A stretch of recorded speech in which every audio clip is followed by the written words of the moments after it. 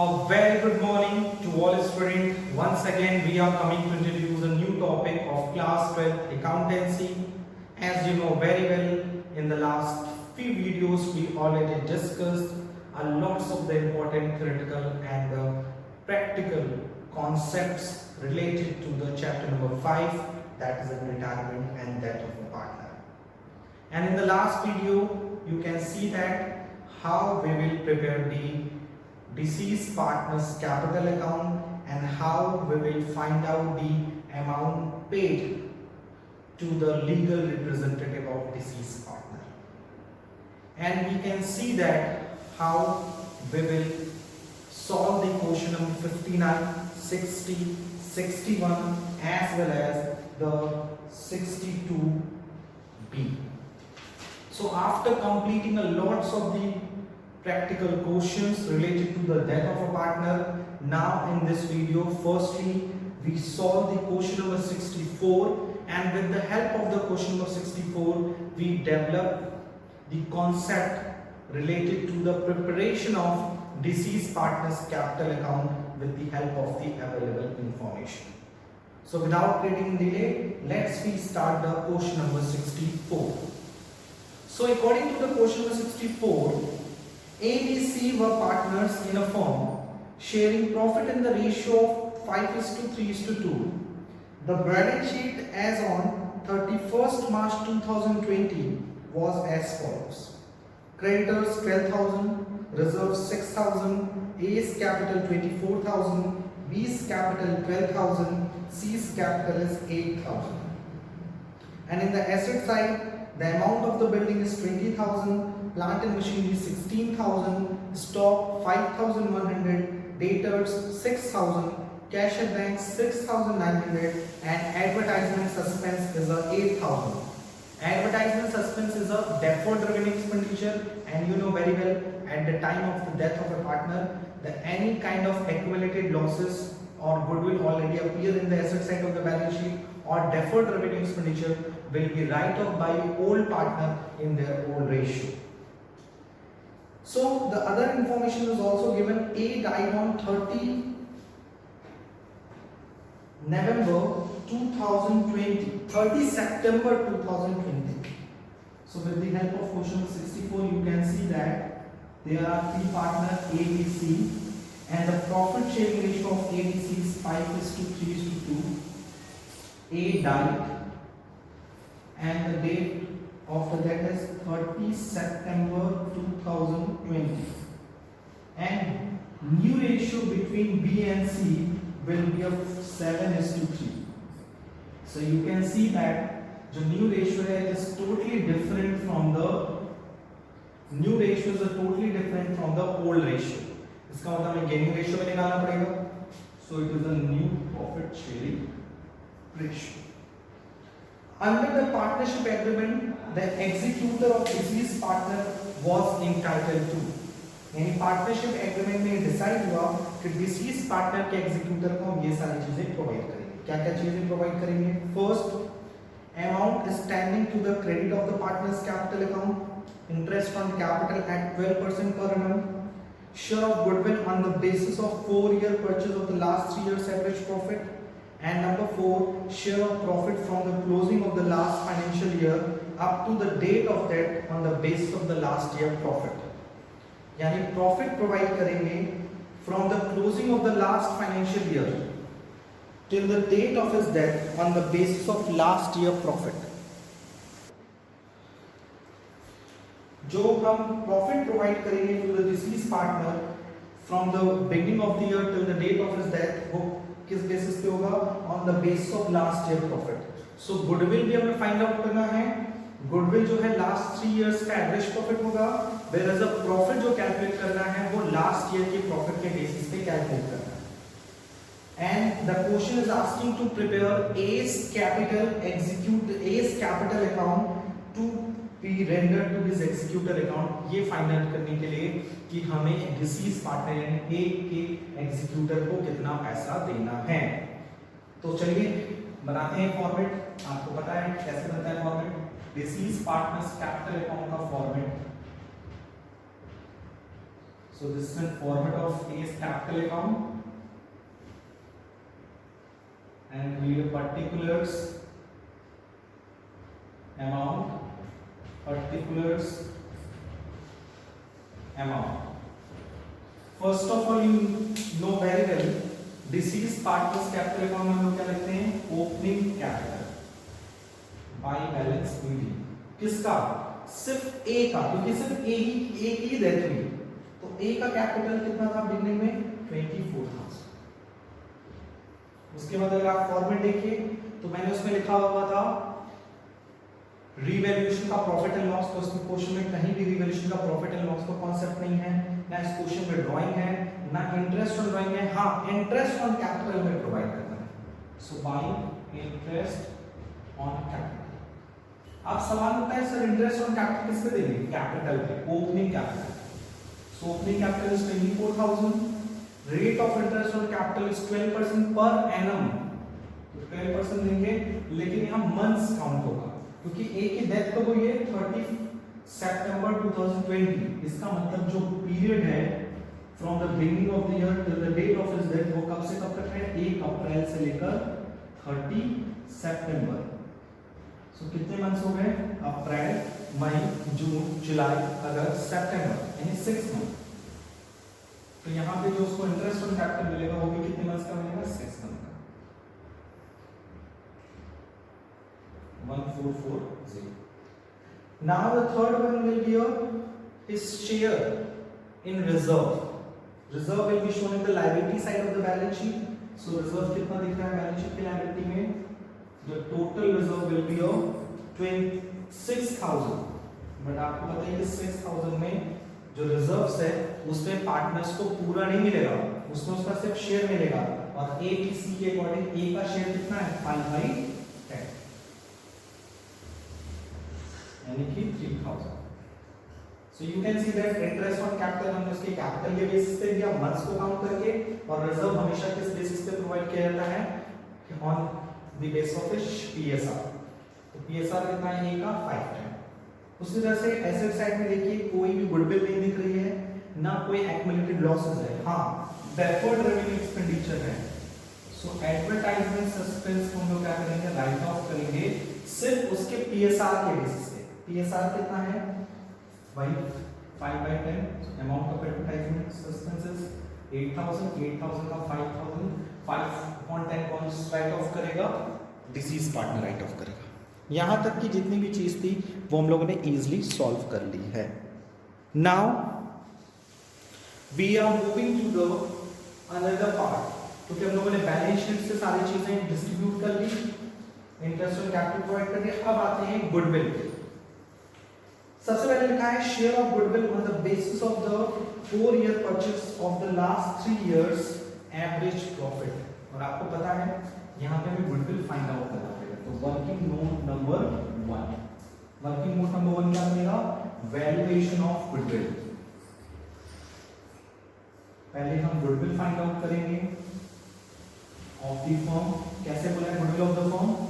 Average of 3 year, question के according average of 3 years profit. 3 year की profit को हम एवरेज कर लेंगे तो हमारा क्या निकल के आ जाएगा? Goodwill. So goodwill equals to 3 साल की प्रॉफिट कितनी है? 8,000, 12,000, 7,000 divided by 3, 27,000 divided by 3। So total goodwill of the firm is 9,000। And after that हम वर्किंग नोट नंबर 2 बनाएंगे। इस वर्किंग नोट नंबर 2 में हम लोग क्या फाइंड आउट करेंगे? Yes, gain ratio find out करेंगे, क्योंकि आपको पता है कि सर जब किसी पार्टनर की डेथ होती है तो रिमेनिंग पार्टनर अपने गेन रेशियो में डिसीज पार्टनर को गुडविल प्रोवाइड करते हैं। सो गेन रेशियो को फाइंड आउट करेंगे। गेन रेशियो का फॉर्मूला क्या होता है? New ratio minus old ratio. So B और सी, बी रिमेनिंग है, बी का मीन क्या है? 710, सी का 310, और ओल्ड रेशियो क्या है? 310 और 210। So we can see that 410 and 110. So gain ratio will be 4:1. इसका मतलब B और C किसको गुडविल प्रोवाइड करेंगे? A को। सो उसकी एंट्री क्या होगी बाई, आपको बताया ना मैं क्रेडिट में होगी बाई बीस कैपिटल बाई एस कैपिटल। ये किस चीज की है, गुडविल की। एग्जैक्टली किस रेशियो में 4:1। तो अब हम लोग क्या करेंगे, वर्किंग नोट नंबर 3 बनाएंगे जिसमें हम लोग ये पता करेंगे कि पहले हमने गुडविल निकाला, गेनिंग रेशियो निकाला, फिर हम निकालेंगे ए की गुडविल। ए की गुडविल कितनी होगी, ए की गुडविल होगी 9000 इंटू 5/10 यानी कि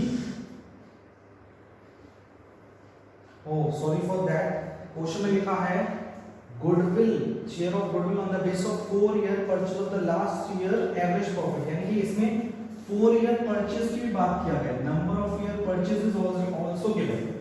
सो गुडविल निकालने के साथ साथ हम इसमें क्या करेंगे, 4 से मल्टीप्लाई भी करेंगे। कितने से मल्टीप्लाई करेंगे, 4 से, तो यह आ जाएगा 36,000। And sorry for that and I hope कि you will got my point what I want to say. I want to say that कि देखो इस क्वेश्चन में बोला है वैल्यूएशन ऑफ गुडविल, जो गुडविल कैलकुलेट करनी है कैसे करना है, कैसे कैलकुलेट करना है, 4 year purchase of the last 3 years average profit. Last 3 year का एवरेज प्रॉफिट निकालो, फिर 4 से मल्टीप्लाई करो, 4 is number of year purchase, आपने पढ़ा है चैप्टर नंबर 2 में एंड चैप्टर नंबर 3 में। सो एवरेज प्रॉफिट आया 9000, 9000 को 4 से मल्टीप्लाई करेंगे 36,000, तो इसका शेयर कितना जाएगा, 36,000 into 5/10 is 18,000।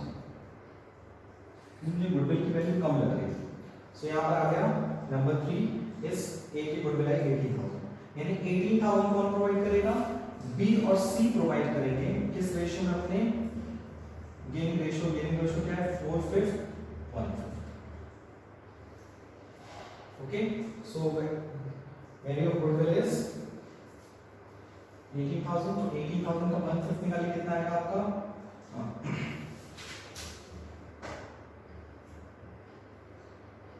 is 14,400 given by B and 3,600 given by C। so ये आपने बना लिया क्या, इस कैपिटल अकाउंट। क्या ये कंप्लीट हो गया, नहीं, अभी ये कंप्लीट नहीं हुआ। क्यों सर, अभी इस क्वेश्चन में पॉइंट नंबर 4 बचा हुआ है कि डिसीज पार्टनर को में प्रॉफिट भी देना है। अभी हमने क्या किया, इंटरेस्ट ऑन कैपिटल दिया, उसकी कैपिटल प्रोवाइड की, रिजर्व में शेयर दिया और गुडविल दिया from the remaining partner in the gaining ratio. पहले गुडविल फाइंड आउट किया, फिर गुडविल में पार्टनर जो डिसीज पार्टनर है उसका शेयर फाइंड आउट किया, फिर गेनिंग रेशियो निकाला बी और सी। अब आते हैं इस क्वेश्चन पे। क्वेश्चन में कह रहा है वर्किंग नोट नंबर 4 में कि हमें प्रॉफिट निकालनी है, वो भी प्रॉफिट कैसे बोला है, share of profit from the closing of the last financial year till the date of that on the base of last year profit. हमें कौन सी प्रॉफिट लेकर कैलकुलेट करना है, लास्ट ईयर। क्या क्वेश्चन में टर्नओवर का कोई इंफॉर्मेशन है, नहीं। क्या क्वेश्चन में current year sales, previous year sales और करंट प्रीवियस ईयर प्रॉफिट की इंफॉर्मेशन है, नहीं। तो यहां पर हमारे पास एक ही ऑप्शन बचता है कि हम डिसीज पार्टनर का शेयर ऑफ प्रॉफिट कैलकुलेट करें, वो भी किस बेसिस पे, किस बेसिस पे कैलकुलेट करें, हम कैलकुलेट करें टाइम बेसिस पे। तो टाइम बेसिस पे आपको पता है कि एज यानी disease part share of profit कैसे निकलेगा, disease partner share of profit निकलेगा फॉर्मूले से, और फॉर्मूला क्या होता था, given profit into months upon 12 into his share of profit, his share in PSR. So given profit क्या बोला है क्वेश्चन में, लास्ट ईयर की प्रॉफिट हमें कंसीडर करनी है, किस ईयर की, लास्ट ईयर की। सो लास्ट ईयर की प्रॉफिट क्या है वो देख लेते हैं हम लोग पहले। लास्ट ईयर की प्रॉफिट हमारा दिया है क्वेश्चन के अकॉर्डिंग 7,000, 18, 19, 20, तो लास्ट ईयर क्या हुआ 20, और 20 की प्रॉफिट कितनी है 7,000। मंथ्स बाय 12, मंथ्स कितना है उसको 6 मंथ, और हिज शेयर प्रॉफिट 5/10। इसका मतलब ये प्रॉफिट आ जाएगी 2 4 से डिवाइड कर दिए 7,000 को, 4 1 जा 4, यहाँ पे एलसीएम आया 31757। It means a share of profit from the beginning of the year till the date of his death is 1750। अब सवाल उठता है कि ये जो 1750 है इसको हम कैसे रिकॉर्ड करें in the A's capital account, it mean deceased partners capital account में। आपके पास दो ऑप्शन थे। जब पीएसआर चेंज नहीं होता है तो एंट्री क्या करते हैं, पीएल सस्पेंस और डिसीज पार्टनर्स कैपिटल अकाउंट, और जब पीएसआर चेंज हो जाता है तो गेनिंग रेशियो फाइंड आउट करते हैं, और ये प्रॉफिट अब रिमेनिंग पार्टनर गुडविल की तरह ही प्रोवाइड करते हैं। तो क्वेश्चन में तो एकदम क्लियरली लिखा है कि आपका जो प्रॉफिट शेयरिंग रेशियो वो चेंज हो गया, और जब प्रॉफिट शेयरिंग रेशियो चेंज हो गया है इसका मतलब आपने गेनिंग रेशियो फाइंड आउट किया। जैसे ही आपने गेनिंग रेशियो फाइंड आउट किया, इसका मतलब है कि यहाँ पर इसका भी ट्रीटमेंट जस्ट लाइक गुडविल होगा, because of their is change in PSR. जैसे ही पीएसआर चेंज हुआ, आपने क्या किया, इसकी एंट्री किस तरह से कर दिया, जस्ट लाइक अ गुडविल। तो I hope it is clear for you.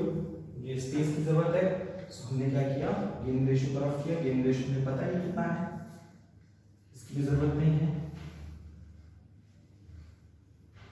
तो हमने गेनिंग रेशियो निकाला ही था, यानी इसकी भी एंट्री क्या होगी, by A's capital by C's capital. अब रही बात 1750 प्रोवाइड करेंगे, किस रेशियो में प्रोवाइड करेंगे प्रॉफिट, बी और सी, अपनी गेनिंग रेशियो, यानी 4/5 given by B and 1/5 given by C. अब दोनों में अंतर क्या है, ये दो है वो गुडविल का ट्रीटमेंट, और ये दोनों किस चीज का है, प्रॉफिट का। ये मैंने एरो करके दिखा दिया है ताकि आपको क्लियर रहे कि कौन सी चीज किस लिए डेबिट और क्रेडिट की गई है। आपको एग्जाम में करने की जरूरत नहीं है, आप एग्जाम में डायरेक्टली अमाउंट लिख के भी कर सकते हैं, कोई दिक्कत की बात नहीं। 350 ये आएगा आपका।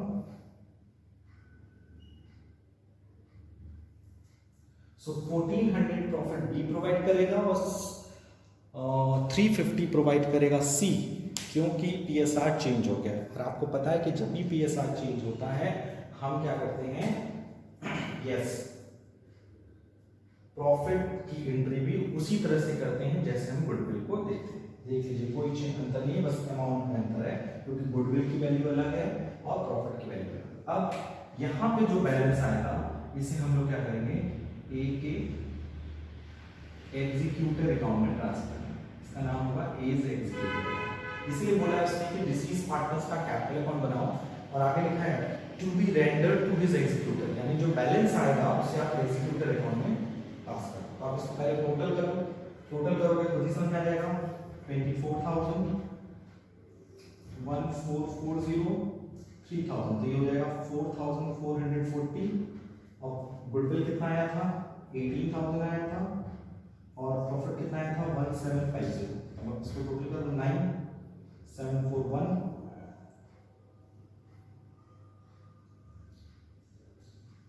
48,190।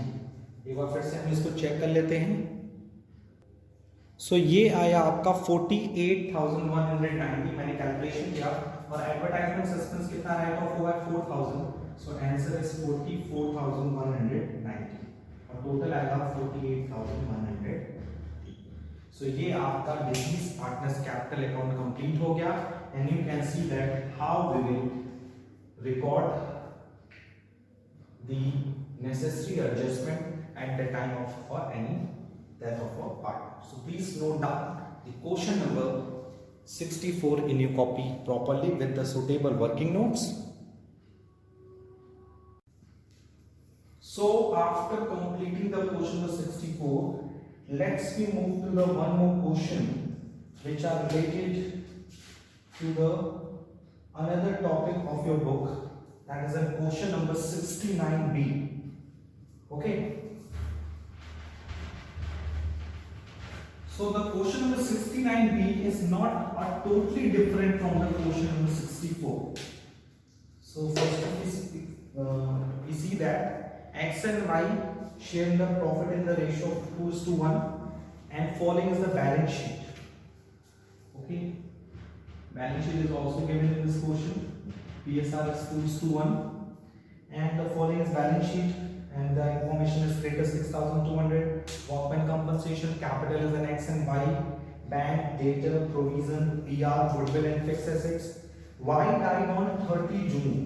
Additional information is given.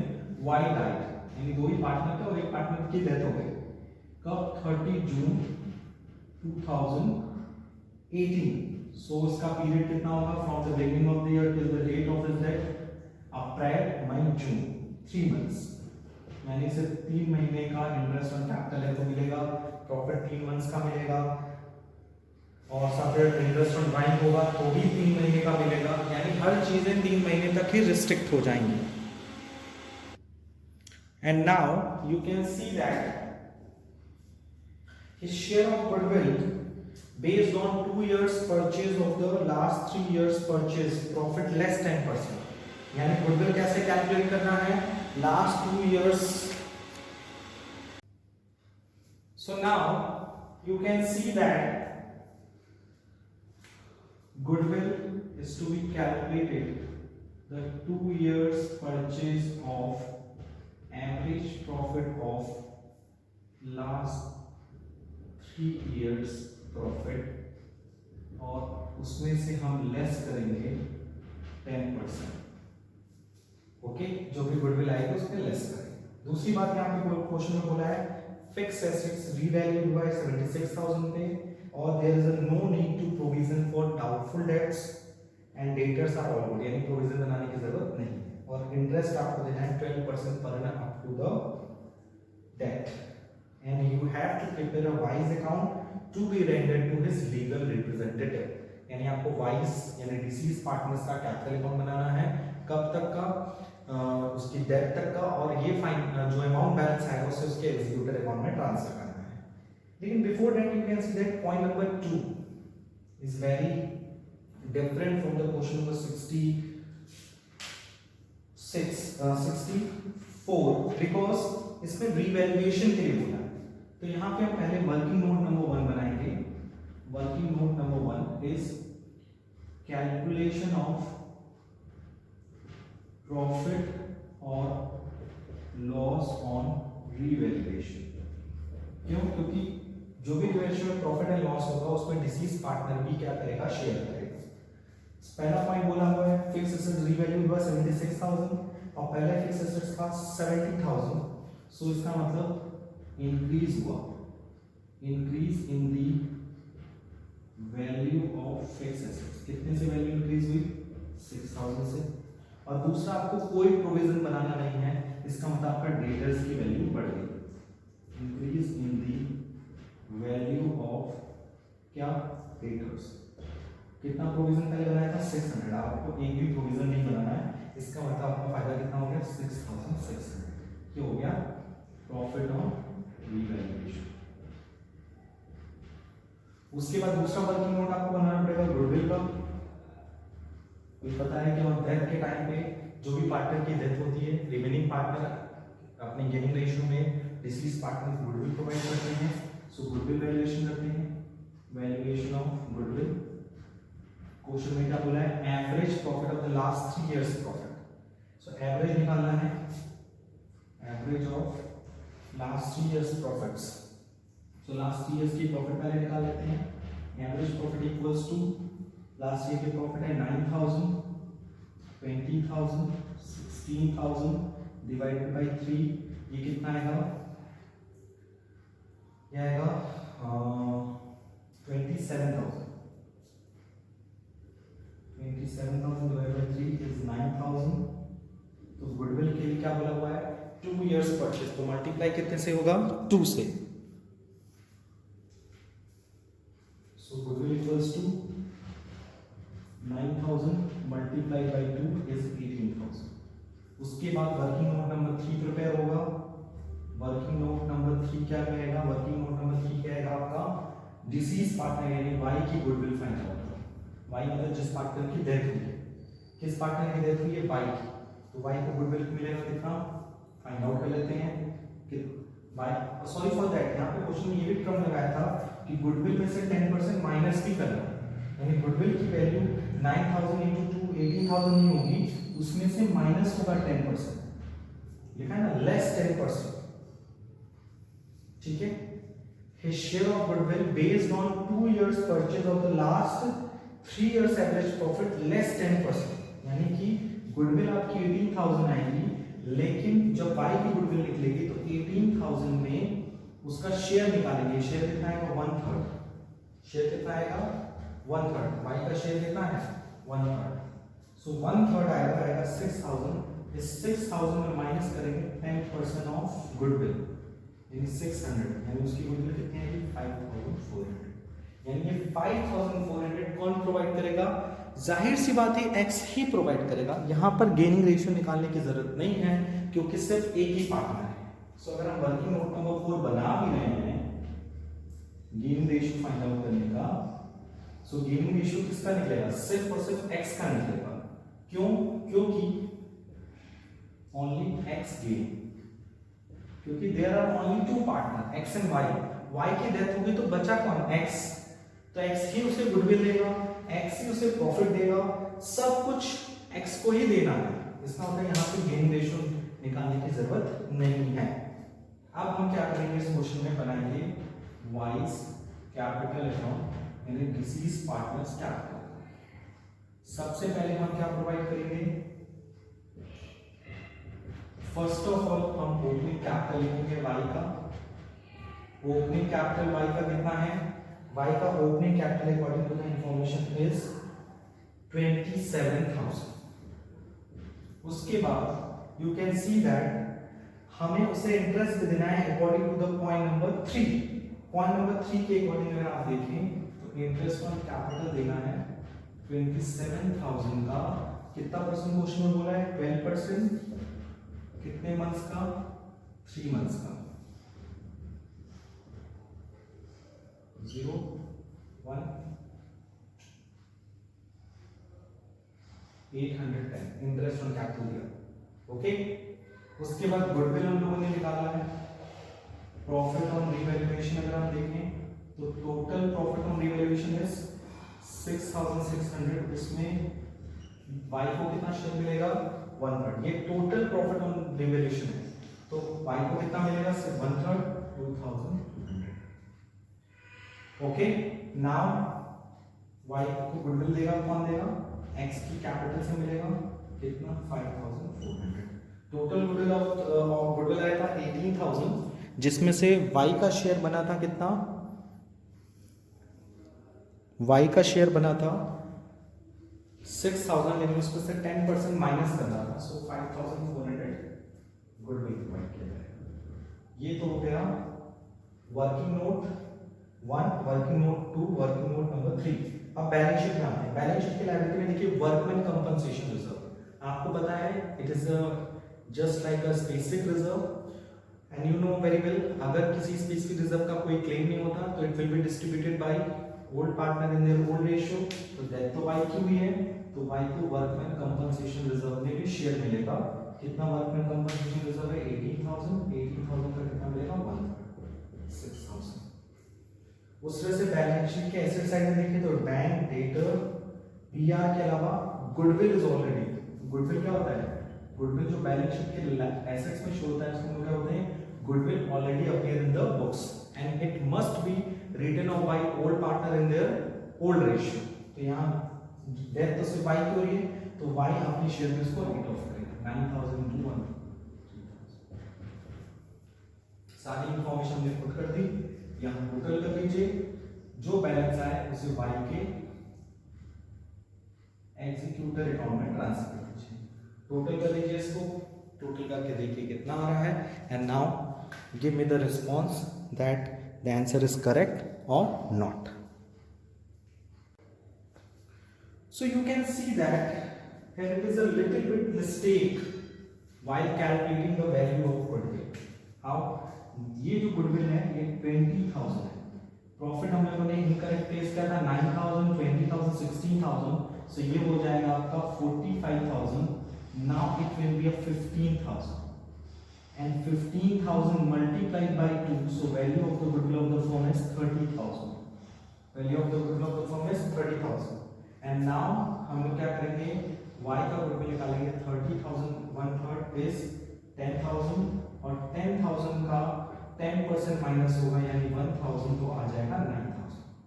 So y को गुडविल कितना मिलेगा उसके डेथ के टाइम पे? 9,000। ये छोटा सा मिस्टेक क्वेश्चन एग्जाम में आपको मिस्टेक वो कर सकता है। आप यू कैन सी दैट हम लोगों से भी मिस्टेक हो सकती है चीजों, तो आप लोगों को और प्रैक्टिस की जरूरत है while solving the question. सो जब आप इसको टोटल करेंगे तो ऑटोमेटिक आंसर आएगा 42,010, दैट टोटल आएगा 4510. Okay, so please note down the solution of question number 69 carefully, और इसमें जो मिस्टेक हुई थी उसको करेक्ट कर लीजिएगा.